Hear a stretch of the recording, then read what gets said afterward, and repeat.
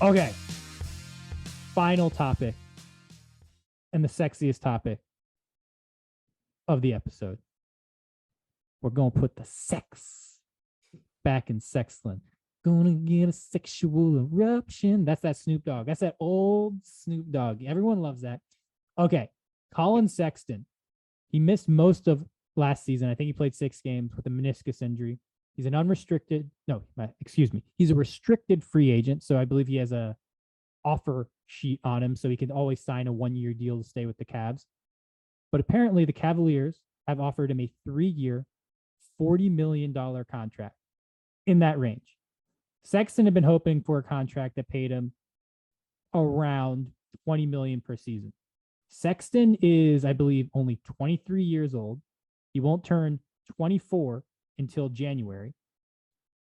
And this is a guy, when he was last healthy, averaged 24.3 points per game on 47.5% shooting, 37.1% on 3-pointers, and 50.8% on 2-pointers.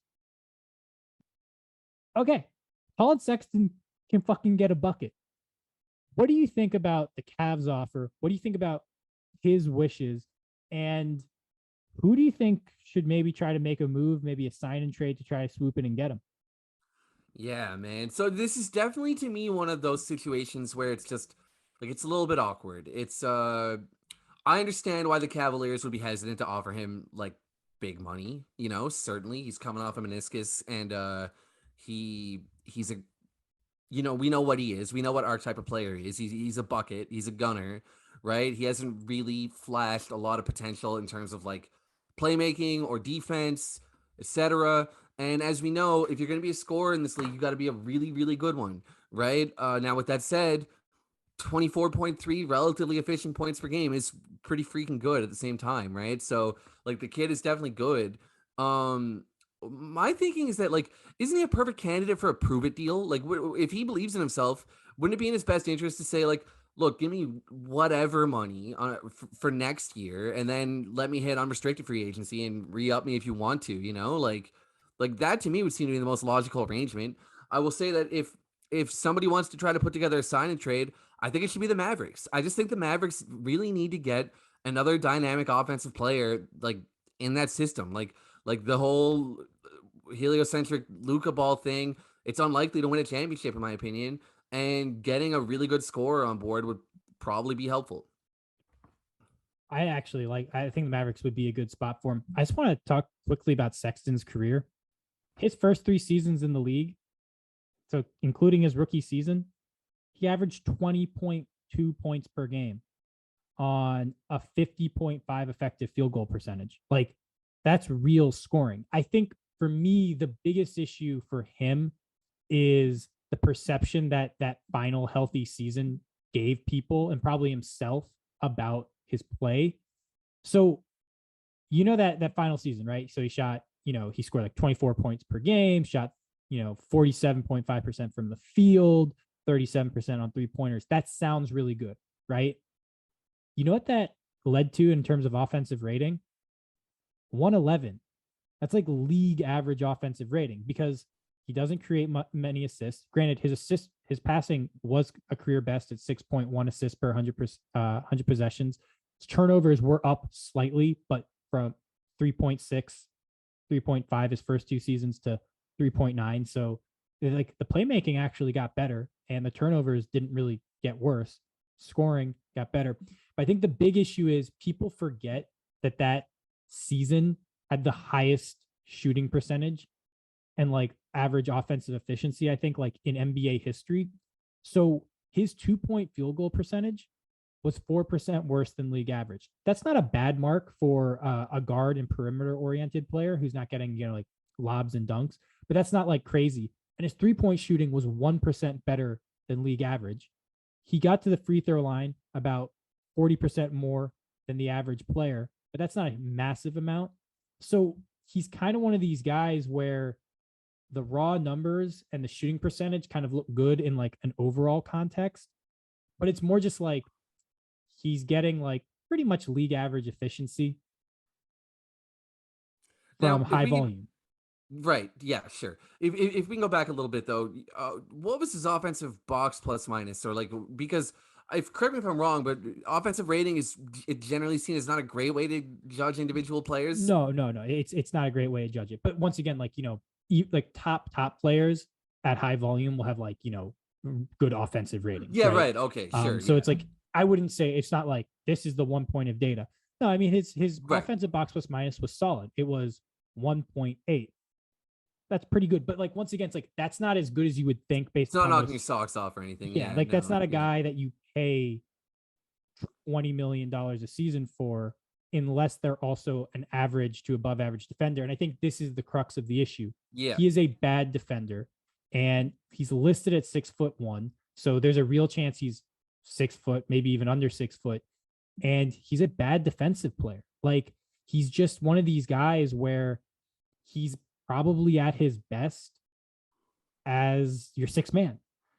And Quite possibly. like, do Now, you really want to give I 20 would say million? this.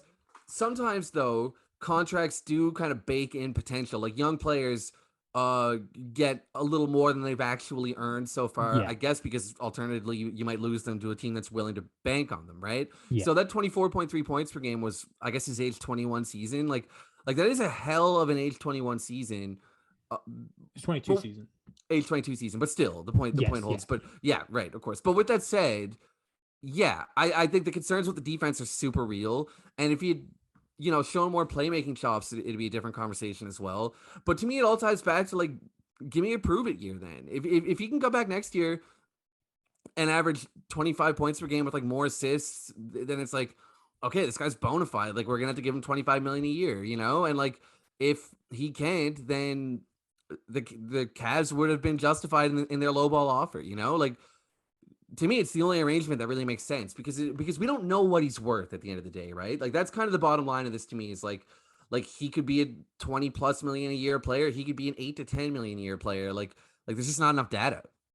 We don't even know what he looks like coming back from the injury, right? Yeah. I think the injury is probably what's making his market outside of Cleveland pretty lukewarm. But once again, like I think the question people are like, they go like, look at the shooting, look at the efficiency, look at the points. And I'm like, look, like there are more guys in the NBA than you would think that can be score 24 points on like league average efficiency than you would think. A lot of them just aren't allowed to do it because they have guys that can do score 24 points on above league average efficiency. And I think like that's the concern. He's never had a positive on off. Granted, he's only been on bad Cavs teams because the first good Cavs team was last season and he didn't play. Yeah. I don't want to hold that against him, but I'm just saying it's like he hasn't really contributed to like outscoring your opponent in the way that you would like. The thing that I do think is interesting is like he does get to the rim pretty frequently. He's not good at finishing there, but he's someone where if he could maybe turn that into slightly better finishing, turn into more free throws, there's definitely potential there. I think I agree with you that he probably is best taking a 1 year prove it deal. But, if you're him coming off a knee injury, getting like a 3 or 4 year deal where you get paid 20 million per season puts less pressure on coming back and being awesome right away after missing a year. No doubt, but he's just not gonna. I don't think anybody's gonna give him that, right? Like I'd like to advocate for the kid, but I don't think it would be wise for a team to give him 20 million over 3 or 4 years. Like, just there's too high of a risk of that really being a bad contract in the end. Yeah. So I do think that the reports that Cleveland is only offering him a 3 year, $40 million deal is a little fucking ridiculous. Like that's about how much I think Kevin Porter Jr. should get. And Sexton is like Sexton is clearly a better player and proven to be a better player than Kevin Porter Jr. has thus far in their careers. So I think that reporting is a little interesting. If you were Cleveland, like why not? He wants 20 million a season. You want to do 3 years, 40 million. Why not like a 3 year, $50 million deal? I think that is like a good contract for Cleveland with the cap going up. And I think it's a good deal for Sexton, seeing as he just missed a season. And there are legitimate question marks about like, can you start him and be a good team because of the defensive limitations? And then I think also contextually, who's his partner in the backcourt if he starts? a small guard. Yeah. Darius Garland. And like I think that's the big issue. He's someone where if he could play next to a bigger, better defensive guard, Marcus Smart, Desmond Bain, something like that. yeah, something like that. I think that would be really good. Okay, so before we get off this, you said the Mavericks could could the Timberwolves squeeze him in? Because I think he'd be interesting there because they have functional size. You have Rudy Gobert cleaning everything up. They don't love D'Angelo Russell. You could maybe work out a situation where you get him for cheaper than D'Lo, so you get D'Lo off and you have more space to like make additional moves this season and next. What do you think about T-Wolves?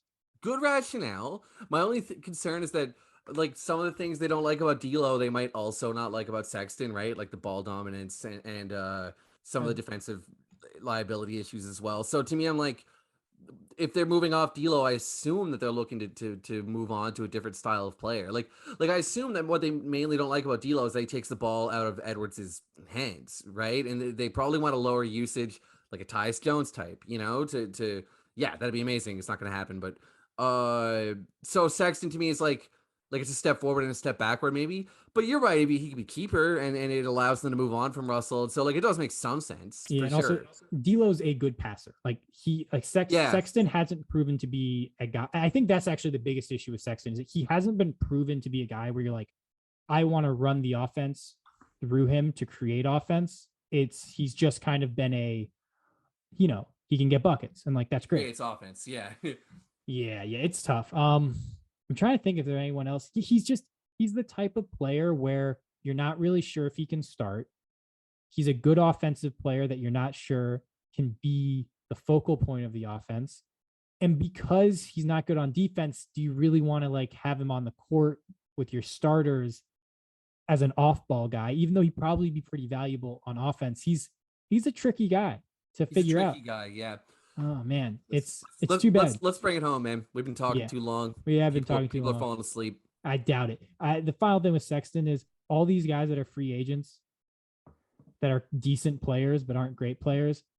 It's tough. Wembanyama is like costing a lot of guys a lot of money because it's like, he might be, yeah. I mean, I think some of like these, bad teams would have been interested in him, but it's like if he helps us win like 3 or 4 more games, like what the fuck are we even bringing him in for? Like we're not paying $20 million to lower our lottery odds. Yeah, no, yeah, point made. That's true.